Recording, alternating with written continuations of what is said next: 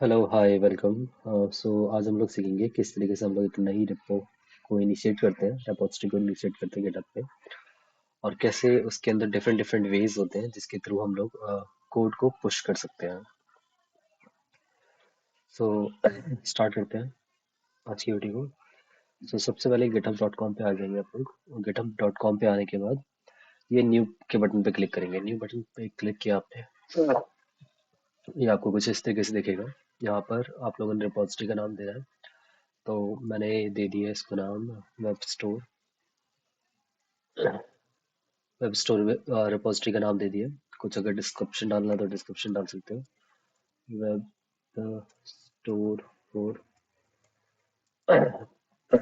Cell and purchase. ठीक है, इसको पब्लिक या प्राइवेट हो आपके ऊपर डिपेंड करता है क्या बनाना है आपको। पब्लिक रहने दूंगा मैं।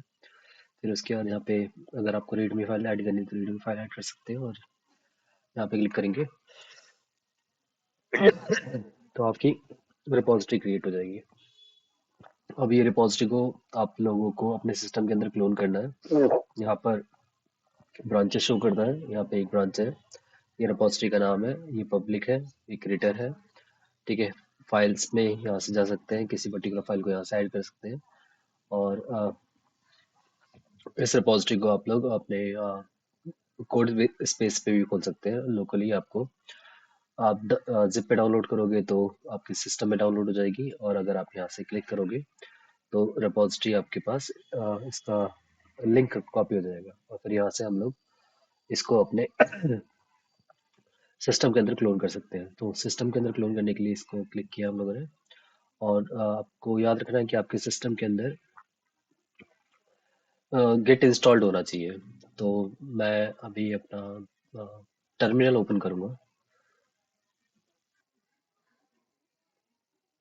तो टर्मिनल ओपन करने के लिए हम लोगों ने यहाँ पे वीएस कोड को चूज किया है।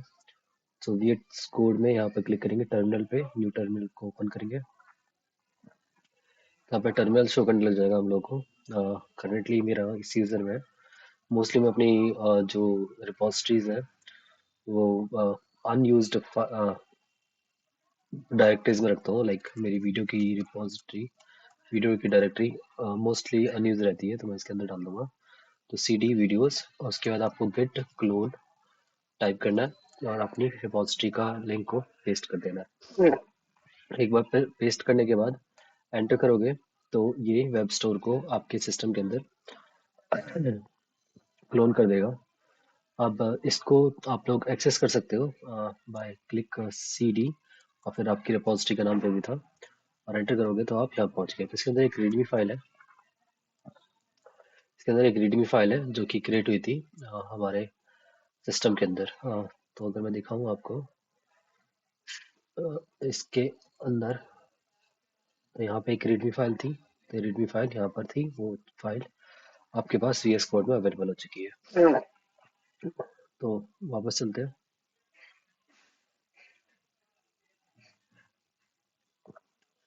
तो आपने क्या करना है, अगर आप यहाँ पर कोई भी फाइल को ऐड करते हैं,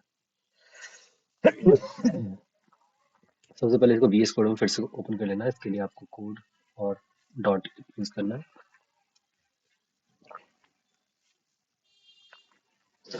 ये क्या करेगा, आपका नया VS कोड में इसको खोल देगा। लेट मी शो यू कि कैसे ओपन।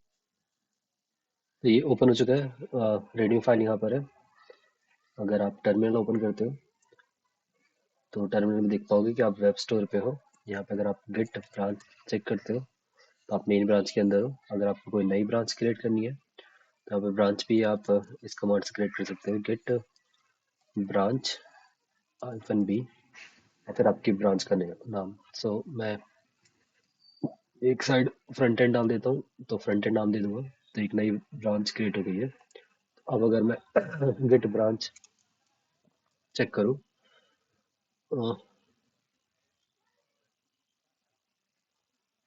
सॉरी गलत कमांड थी वो। तो कमांड है गिट चेकआउट।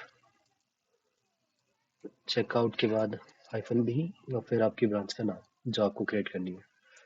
तो अब फ्रंट एंड में स्विच कर चुका है ये।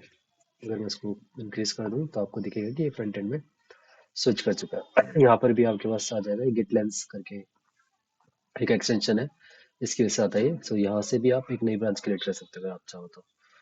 तो अगर मैं यहाँ पर एक और ब्रांच क्रिएट करूँ बैक एंड, और यहाँ पे क्लिक ब्रांच पे क्लिक करूँ तो एक ये बैक एंड नाम की ब्रांच क्रिएट हो जाएगी। अगर मैं यहाँ पे चेक करूँ कि कौन सी ब्रांच में हूँ मैं, तो मैं बैक एंड में हूँ। 3 ब्रांचेस क्रिएट हो चुकी है, फ्रंट एंड, बैक एंड और main.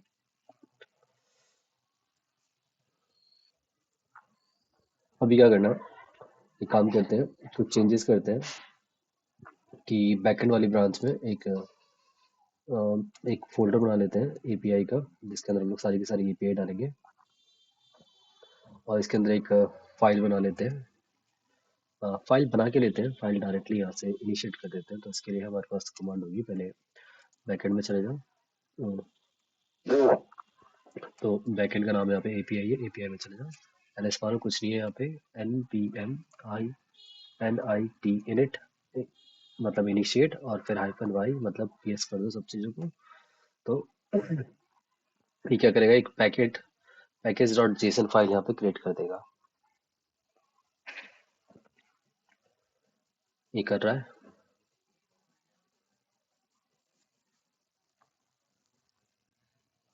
Package dot JSON file create हो गई है।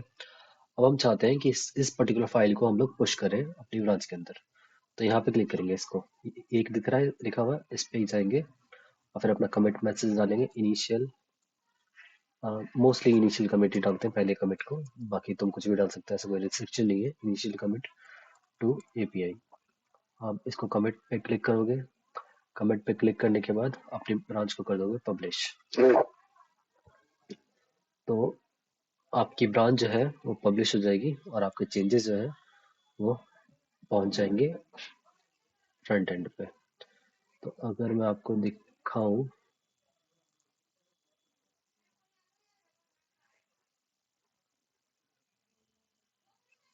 अगर मैं आपको दिखाऊं यहाँ पर, ये देखा back end recently has been created. तो अब अगर मैं यहाँ मेन पे क्लिक करूँ तो यहाँ पर व्यू ऑल ब्रांचेस पे देखूँ तो मेरे को एक और ब्रांच दिखेगी बैकएंड नाम की। तो बैकएंड में जाऊँ मैं, तो मेरे को दिखेगा कि एक एपीआई नाम की फोल्डर क्रिएट हो चुका है, और उसके अंदर अगर मैं जाऊँ तो उसके अंदर एक फाइल क्रिएट हो चुकी है पैकेट डॉट जेसन की। तो ये एक तरीका है आपका कोड को पुश करने का थ्रू जीयूआई। तो दूसरा तरीका क्या है, दूसरा तरीका दिखाता हूँ आपको। तो दूसरे तरीके के लिए आप लोगों ने क्या करना है, बीएस कोड में जाना है। दूसरे वाले को हम लोग क्या करेंगे, दूसरे वाली ब्रांच में सर्च करेंगे। तो हम लोग बैक चले जाते हैं, C D dot dot L S मारेंगे, यहाँ पर केवल एक डायरेक्टरी है। तो पहले ब्रांच सर्च कर लो, गेट चेकआउट। दूसरी ब्रांच का क्या नाम था, हमारा फ्रंट एंड नाम था। तो फ्रंट एंड में सर्च कर गया तो यहाँ पर ये फ्रंट एंड में पहुंच गई। अब ये जो फोल्डर था जो यहाँ पर दिख रहा था वो फोल्डर गायब हो चुका है। तो एक और फोल्डर क्रिएट कर लो यहाँ पर, सी डी। हाँ, फोल्डर क्रिएट करने का एक और तरीका है, वहां से भी क्रिएट कर सकते हैं, यहाँ से भी। यहाँ से क्रिएट करना था mkdir, फिर फोल्डर का नाम, मोस्टली जो हमारा फ्रंट एंड की फाइल्स होती है वो फ्रंट एंड नाम दे सकते हो या फिर पोर्टल नाम दे सकते हो। पोर्टल नाम दे दो तो ये पोर्टल यहाँ पे क्रिएट हो गया। अब पोर्टल के अंदर चले जाओ,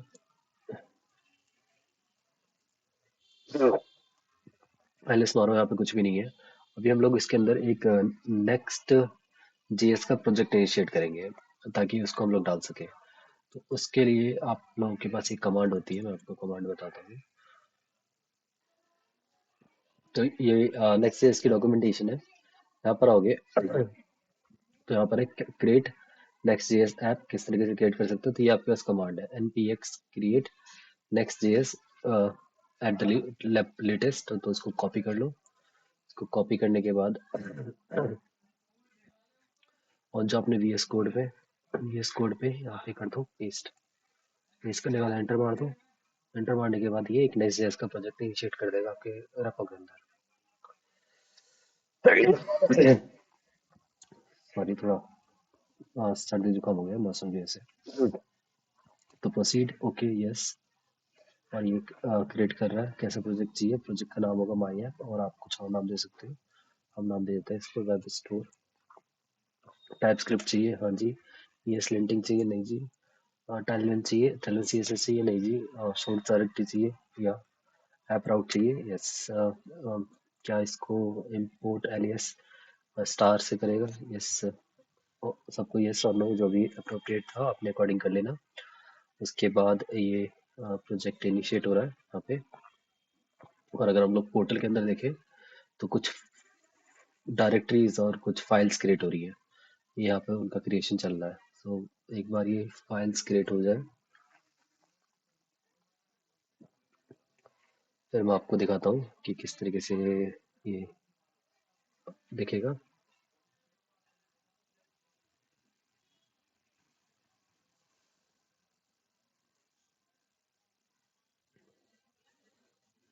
तो यहाँ पे ये प्रोजेक्ट सक्सेसफुली क्रिएट हो चुका है, अब इसको पुश करेंगे। तो अब इसको पुश करने के लिए हम लोग दो तरीके से कर सकते हैं, एक यहाँ से कर सकते हैं और एक यहाँ से कर सकते हैं। तो यहाँ से GUI से आपने पुश करना सीख लिया, अब यहाँ से पुश करना सिखाता हूँ मैं तुम्हें। तो यहाँ से LS मारोगे तो पोर्टल दिख जाएगा। अब क्या करना है आपको, गेट स्टेटस चेक करना है कि क्या क्या नई फाइलें ऐड हुई है। तो स्टेटस में एक पोर्टल नाम का पूरा फोल्डर ऐड हुआ है, तो इसको ऐड कर लोगे, गिट ऐड और मार लोगे डॉट, तो पोर्टल के अंदर का सब कुछ स्टैक्ड हो गई फाइल। यहाँ पे स्टैक्ड पे क्लिक आ जाएगा। अभी अगर आप स्टेटस चेक करते हो गिट स्टेटस, तो आपको ये सब कुछ ग्रीन दिखेगा, इसका मतलब ये सारे का सारा पुश करने के लिए तैयार है। अभी क्या करोगे, अभी इन फाइल्स को करोगे कमिट। तो कमिट के लिए कमांड होती है गिट कमिट -m, फिर m के बाद आपके पास मैसेज सिंगल कोट्स या डबल कोट्स में यहाँ पर मैसेज डाल दोगे कि पोर्टल का कमिट है, पोर्टल कमिट। एंटर मारोगे तो सारी की सारी फाइल्स कमिट हो गई। कमिट होने के बाद आपने क्या करना है, अपनी ब्रांच को पब्लिश करना है। तो इसके लिए कमांड होती है गिट पुश ऑरिजिन और फिर आपकी ब्रांच का नाम फ्रंट एंड। एंटर करोगे तो आपकी ब्रांच पब्लिश हो जाएगी और आपकी ब्रांच पब्लिश हो गई। ठीक है, फ्रंट एंड के अंदर सारे के सारे चेंजेस चले गए। अब अगर आप जाओ अपना, अब अगर आप लोग जाओ अपना VS कोड पे, सॉरी गिटहब पे, यहाँ पे चेक करो कोड के अंदर, तो आपको दिखेगा कि एक और फ्रंट एंड नाम की ब्रांच ऐड हो चुकी है। यहाँ से अगर फ्रंट एंड को स्विच कर लो तो आपको दिखेगा कि पोर्टल नाम का एक फोल्डर ऐड हो चुका है। फोल्डर के अंदर वेब स्टोर नाम का एक फोल्डर ऐड हुआ है, उसके अंदर सारे के सारे चेंजेस ऐड हुए हैं। तो इस तरीके से आप लोग अपने VS कोड के थ्रू गिट के ऊपर अपने सारे के सारे चेंजेस को चेक कर सकते हो और पुश कर सकते हो और अपना कोड बेस को मेंटेन कर सकते हो।